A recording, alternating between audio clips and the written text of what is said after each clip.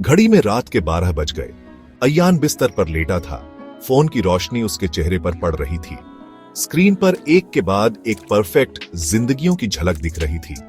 उसका अंगूठा बस चलता जा रहा था। हर स्वाइप एक नई दुनिया दिखा रहा था। विदेश की छुट्टियां, लजीज खाना और बिन मेहनत की खुशियां। अय्यान ने गहरी सांस छोड़ी, थकान भरी। अपनी जिंदगी उसके सामने फीकी पड़ रही थी। ये ऑनलाइन दुनिया का दबाव उस पर भारी पड़ रहा था। उसका फोन हाथ से छूटकर चादर पर गिर गया। उसने आंखें बंद कर लीं, पर वो तस्वीरें अब भी उसकी आंखों में घूम रही थीं। नींद कहां आने वाली थी। दूसरों की जिंदगी देखकर जलन हो रही थी। उसका दिमाग भाग रहा था, उन सब चीजों को याद कर रहा था जो उसने अभी अभी देखी थी। उसकी छाती में एक दर्द सा उठा, एक कमी और एक चाहत का एहसास। ये एहसास अब उसका साथी बन गया था। सुबह हो गई। आसमान सुनहरे और नारंगी रंगों से भर गया, लेकिन अय्यान की दुनिया फीकी थी। पिछली रात की ऑनलाइन मस्ती के बादल छाए हुए थे। उसने अपने बेतरतीब कमरे को देखा। कपड़े जमीन पर बिखरे हुए, किताबें मेज पर ढेर लगी हुई। उसकी अपनी जिंदगी इतनी अधूरी, इतनी सादी लग रही थी ऑनलाइन दिखने वाली चमक दमक के सामने। वो जिन इन्फ्लुएंसर्स को फॉलो करता था, उनकी जिंदगी हमेशा खुशियों से भरी लगती थी, हर पल एक सपने जैसा। उसने अपना फोन उठाया। उसका वजन सुकून और बेचैनी दोनों दे रहा था। देखने की, स्क्रॉल करने की, उस बनावटी दुनिया में खो जाने की आदत हो गई थी। लेकिन जैसे जैसे वो स्क्रॉल करता गया, एक खालीपन उसे घेरने लगा। अय्यान की अपनी सोशल मीडिया जिंदगी कुछ खास नहीं थी। वो बार बार अपने फॉलोअर्स गिनता और हर बार उसका दिल थोड़ा और डूब जाता। उसकी पोस्ट्स, अपनी जिंदगी की झलक दिखाने की कोशिशें बस ठीक ठाक रिस्पॉन्स पाती थी। कुछ लाइक्स, कुछ कमेंट्स, ज्यादातर रिश्तेदारों से। मुझे ज्यादा लाइक्स क्यों नहीं मिलते? नंबर्स उसकी कीमत तय कर रहे थे। वो देखता था कि कैसे दूसरे लोग इतनी आसानी से ध्यान खींच लेते हैं। उनकी हर पोस्ट पर लाइक्स और कमेंट्स की बारिश हो जाती है। वो भी ऐसी ही पहचान चाहता था। ये दिखाना चाहता था कि वो भी मायने रखता है। जितना वो इसे चाहता था, उतना ही ये उससे दूर होता जा रहा था। वो एक ऐसे चक्रव्यूह में फंस गया था, जिस प्लेटफॉर्म से उसे तकलीफ हो रही थी, उसी से वो सुकून ढूंढ रहा था। उस दिन बाद में अय्यान खुद को आईने के सामने खड़ा पाता है, लेकिन जो चेहरा उसे दिख रहा था, वो उसका अपना नहीं था। ये चेहरा अलग था, थका हुआ, उदास, आंखों में एक डिजिटल थकान। बस इतना ही। क्या यही जिंदगी तुम चाहते थे? परछाई बोली। उसकी आवाज अय्यान के खुद के विचारों की गूंज थी। अय्यान डर गया, आवाज से, परछाई की नजरों से। ऐसा लगा जैसे उसका कोई छिपा हुआ हिस्सा, कोई दबा हुआ सच अचानक आईने में सामने आ गया हो।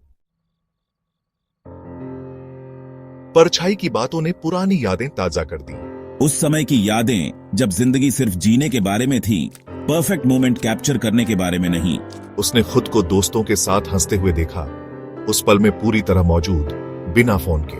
मुझे याद आया छोटी छोटी चीजों की खुशी, किताब पढ़ना, पार्क में क्रिकेट खेलना, देर रात तक बातें करना। तब और अब में जमीन आसमान का फर्क था, तकलीफ देह भी। कहीं ना कहीं मैंने असली जिंदगी के तजुर्बों को ऑनलाइन दुनिया की झूठी तारीफ से बदल दिया था। और सच कहूं तो मुझे समझ नहीं आ रहा था कि वापस कैसे जाऊं। याद है जब जिंदगी सिर्फ जीने के बारे में थी, परफेक्ट मोमेंट कैप्चर करने के बारे में नहीं। वो यादें साफ और जिंदगी से भरी उसे दिखा रही थी कि उसने क्या खोया है। हाँ, मुझे उसकी याद आती है, सच में। उस खुशी को वापस पाने का रास्ता मुश्किल लग रहा था, लेकिन शायद, बस शायद, वो अब भी मुमकिन था। आईने वाले चेहरे ने मुझे झकझोर दिया। मेरे अंदर एक नई हिम्मत आ गई। मैं डिजिटल दुनिया का गुलाम बन गया था। मेरी जिंदगी एल्गोरिथम्स और ऑनलाइन दुनिया की तारीफ के इशारों पर चल रही थी। उसने एक फैसला किया। अब वक्त आ गया था प्लग निकालने का। कांपते हाथों से उसने अपने सोशल मीडिया अकाउंट्स में जाकर डीएक्टिवेट पर क्लिक किया। यह काम उसे अजीब तरह से आजाद कर गया, जैसे कोई भारी बोझ उतर गया हो। मैंने अपने नोटिफिकेशंस बंद कर दिए, उन लगातार आने वाली आवाजों को चुप करा दिया जो मेरी जिंदगी का हिस्सा बन गई थी। मुझे पता था कि यह आसान नहीं होगा। स्क्रॉल करने का लालच बहुत ज्यादा था, लेकिन मैं अपनी जिंदगी वापस पाने की ठान चुका था, एक एक पल करके। शुरुआती कुछ दिन सबसे मुश्किल थे। मुझे लगता था कि मेरा फोन वाइब्रेट कर रहा है, लेकिन वो खामोश रहता था। मुझे बेचैनी होती थी, एक खालीपन जहां सोशल मीडिया की लगातार स्टिम्युलेशन रहती थी। मैं बार बार फोन देखने लगता, चेक करने की, स्क्रॉल करने की आदत पड़ गई थी। लेकिन मैंने खुद को रोका। वो टहलने जाता, अपने परिवार से बातें करता, बिना कुछ किए रहने की खोई हुई कला को फिर से सीखता। धीरे धीरे झूठी वाइब्रेशंस कम होने लगी। शुरुआती बेचैनी की जगह एक सुकून ने ले ली, जिसकी उसे कमी महसूस ही नहीं हुई थी। अब उसे दूसरों की बनावटी जिंदगी की तस्वीरें नहीं दिखती थीं। जैसे जैसे वो डिजिटल दुनिया से दूर होता गया, वो असली दुनिया से जुड़ता गया। उसने अपने आसपास की दुनिया पर ध्यान देना शुरू किया। धूप की गर्मी, पार्क में बच्चों की हंसी, सड़क किनारे खिले फूल की सादगी। मैं दोस्तों और परिवार के साथ बातें करता, असली रिश्तों की खुशी को फिर से महसूस करता। मैं ज्यादा प्रेजेंट, ज्यादा कनेक्टेड महसूस करता। मैंने बनावटी हाइलाइट्स को असली, अधूरी, खूबसूरत जिंदगी से बदल दिया था। ऐसे पल भी आते थे जब उसे स्क्रॉल करने का मन करता था, देखने का कि वो क्या मिस कर रहा है। लेकिन जितना वो डिजिटल दुनिया से दूर होता, उतना ही उसका इरादा मजबूत होता। अयान की कहानी हमें याद दिलाती है कि हम सिर्फ टेक्नोलॉजी के यूजर्स या कंज्यूमर्स नहीं हैं, बल्कि अपनी जिंदगी में टेक्नोलॉजी की भूमिका तय करने वाले एक्टिव पार्टिसिपेंट्स हैं।